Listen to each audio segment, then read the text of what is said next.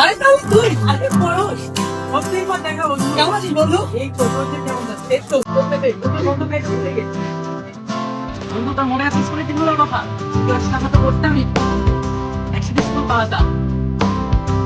ঠিকই ভাগাভাগি করে যেতাম আর ওই যে ওই স্যারের ক্লাস আমরা তো করতামই আর ওই সি সেকশনের সাথে গ্যাঞ্জাম আমি তো এখনো বলতে পারি না কি বলছিস আসলে স্কুলের দিনগুলো কেমন করে মিস করবো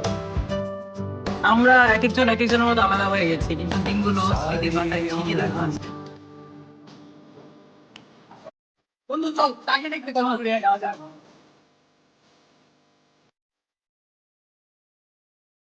কিছু দেখা হওয়া হঠাৎই হয়,